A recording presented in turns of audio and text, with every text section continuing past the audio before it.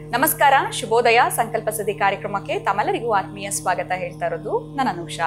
March 29ನೇ ತಾರೀಕು ಕೆಲವೇ ದಿನಗಳಿರುವಂತದ್ದು ಶನಿ ಬದಲಾವಣೆಯ ಪ್ರಯುಕ್ತ ವಿಶೇಷವಾಗಿರುವಂತ ಶನೇಶ್ವರ ಹೋಮದ ಕಾರ್ಯಕ್ರಮ ಬಹಳ ಅದ್ದೂರಿಯಾಗಿ ನಡೀತಾ ಇದೆ. ನೀವು ನಿಮ್ಮ ಕುಟುಂಬದವರು ಪ್ರತಿಯೊಬ್ಬರು ಕೂಡ ಇದರಲ್ಲಿ ಪಾಲ್ಗೊಳ್ಳೋದಕ್ಕೆ ಅವಕಾಶ ಇರುತ್ತೆ. ಹೆಚ್ಚಿನ ಮಾಹಿತಿ ಬೇಕಿದ್ದಲ್ಲಿ ಸಂಖ್ಯೆಗಳು ಸ್ಕ್ರೀನ್ ಮೇಲೆ ಬರ್ತಾ ಇದೆ.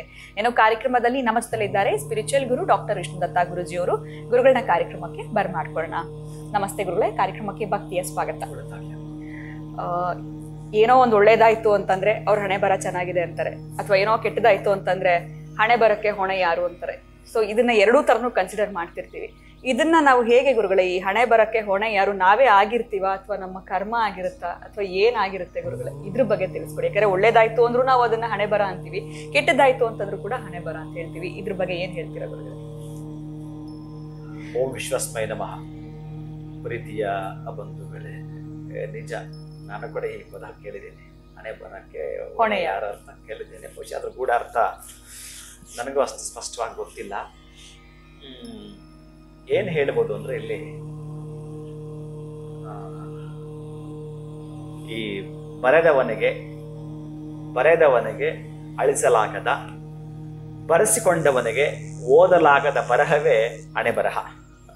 ಅವನಿಗೆ ಅಳಿಸೋಕ್ಕಾಗಲ್ಲ, ಇವನಿಗೆ ಅದು ಓದಕ್ಕಾಗಲ್ಲ. ಇದು ಹಣೆ ಬರಹ ಆಗಿರುತ್ತೆ. ಇಲ್ಲಿ ಭಗವಂತನ ಮೇಲೆ ನಾವು ಏನೂ ದುಡ್ಡು ಹಾಗಿಲ್ಲ. ನಾನು ಮೊದಲೇ ಹೇಳಿದ್ದೇನೆ, ನಮ್ಮ ಬ್ಯಾಂಕ್ ಬ್ಯಾಲೆನ್ಸ್, ನಮ್ಮ ಪಾಕೆಟಲ್ಲಿ ಎಷ್ಟು ಹಣ ಇದೆಯೋ ಅಷ್ಟು ಖರ್ಚು ಮಾಡ್ತೀವಿ. ನಮ್ಮ ಪ್ರೀವಿಯಸ್ ಜನ ಎಷ್ಟು ಬ್ಯಾಲೆನ್ಸ್ ಇದೆಯೋ ಅಷ್ಟೇ ಇಲ್ಲಿ ಖರ್ಚಾಗುತ್ತೆ. ಅಷ್ಟೊಂದು ಖರ್ಚಾಗೋ ಮುಖಾಂತರ ಅದು ಕ್ಲಿಯರ್ ಆಗಿ, ಪುಣ್ಯ ಇದ್ರೂ ಖರ್ಚಾಗುತ್ತೆ, ಪಾಪ ಇದ್ರೂ ಖರ್ಚಾಗುತ್ತೆ.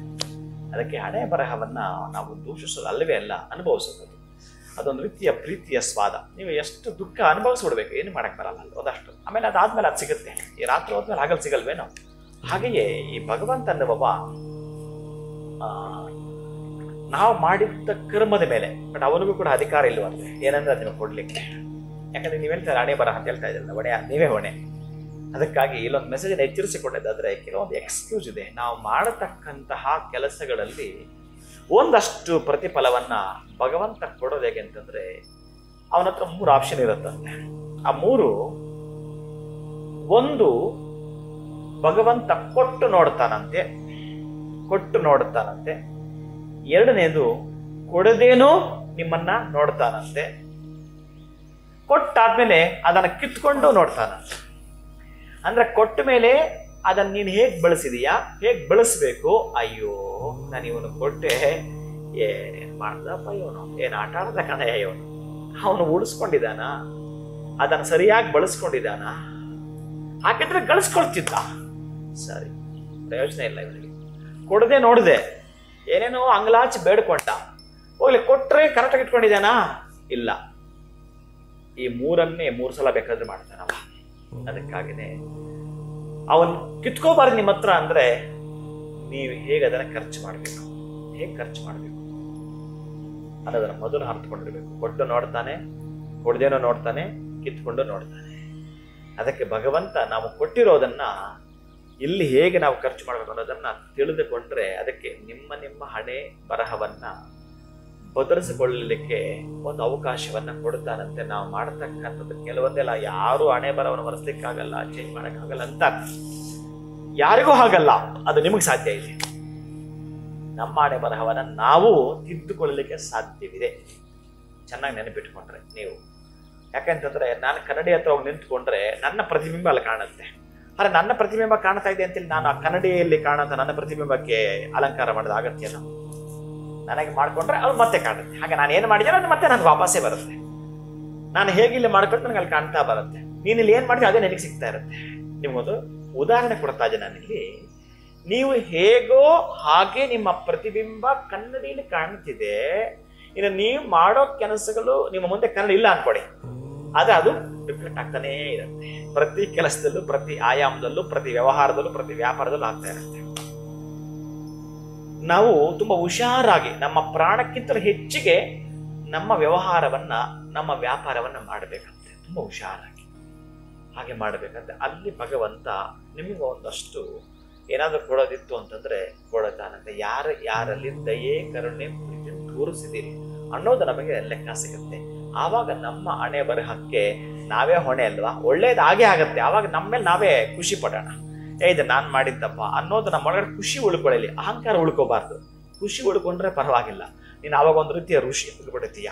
ಅಹಂಕಾರ ಬಂತೋ ಇನ್ನು ನಿನ್ನ ಬದುಕು ದುರಹಂಕಾರಕ್ಕೆ ಹೋಗುತ್ತಾ ಎಲ್ಲ ನಾವು ನಿರ್ನಾಮ ಮಾಡ್ಕೊಳ್ತೀವಿ. ನಾನು ಬಹಳ ಜನ ನೋಡಿದ್ದೇನೆ, ತುಂಬ ದೊಡ್ಡ ಮಟ್ಟದಲ್ಲಿ ಮೆರೆದಿದ್ದು ಕೆಳಸ್ತರದಲ್ಲಿ ನಿರ್ನಾಮ 1 by 1 7 ಎಸಲ್ದಾಗಿ ಹೊರಟು ಹೋಗಿದ್ದಾರೆ. ಎಲ್ಲೋ ಕೆಳಗಿದ್ದವರು ಯಾವುದೋ ಲೆವೆಲ್ಗೆ ಹೊರಟಿದ್ರೆ ಇವತ್ತು ಕೃತಜ್ಞತಾ ಭಾವ ಇಟ್ಕೊಂಡಿದ್ದಾರೆ. ಅವರು ಒಂದೇ ವರ್ಷದಲ್ಲೇ, ಒಂದೇ ತಿಂಗಳಲ್ಲೇ, ಒಂದೇ ದಿನದಲ್ಲಿ ಆಗ್ಬೇಕು ಅಂತ ಅಲ್ಲ. ನಿಮ್ಮ ಆಯುಸ್ಸು ಇವತ್ತೇ ಒಂದೇನೆಲ್ಲ ಮುಗಿಸ್ಕೊಳ್ತೀರೇನೋ? ಅದೇ ಬೇಡ. ನಿಮಗೆ ಆರೋಗ್ಯ ಬೇಕು, ಆಯುಸ್ ಬೇಕು, ಐಶ್ವರ್ಯ ಇವತ್ತೇ ಬೇಕು. ಅದಕ್ಕೆ ಸಂಬಂಧಪಟ್ಟ ಕೆಲಸ ಮಾತ್ರ ನಾವು ಮಾಡಲ್ಲ. ಒಂದು ಮಿಂಚು ಹೊಡೆದಾಗೆ ಹಾಕ್ಬಿಡ್ಬೇಕು. ಆ ಮಿಂಚು ಹೊಡೆದಾಗ ಆಗಬೇಕು ಅಂದ್ರೆ ಅಲ್ಲಿ ತನಕ ನೀನು ಕೆಲಸ ಮಾಡಬೇಕಾಗುತ್ತೆ. ಇನ್ನು ಬಾಕಿ ಇದಾವೆ ನನ್ನ ಕೆಲಸ. ಅದಕ್ಕೆ ನಿನ್ನ ಹಣೆ ಬರಹವನ್ನ ನೀನು ಹೇಗೆ ಪ್ರಚುರಪಡಿಸ್ಕೊಳ್ತೀನಿ ಅಂತಂದ್ರೆ ಈ ಒಂದು ಉದಾಹರಣೆ ಸಾಕು ಅನ್ಕೊಳ್ತೀನಿ. ಆ ಕನ್ನಡಿದು, ಆ ಕನ್ನಡಿ ಮುಂದೆ ನಿಂತ್ಕೊಂಡು ಏನೇನು ಮಾಡ್ತಿದ್ರು ಅದೆಲ್ಲ ನಿಮಗೆ ಅದು ತೋರಿಸ್ತಾನೆ ಇದೆ. ನೀನು ಹಿಂಗೆ ಮಾಡಿದ್ದೆಲ್ಲ ನೀನು ತೋರಿಸ್ತೀನಿ, ಬಲಗೈಯಲ್ಲಿ ಮಾಡ್ತೀವಿ, ಅದು ತೋರಿಸ್ತಾನೆ ಇದೆ. ಹಾಗೇ ಮಾಡುತ್ತಾ ಬನ್ನಿ. ನೀವೇನು ಮಾಡಿದ್ರು ಹಾಗೆ ಇರಲಿ.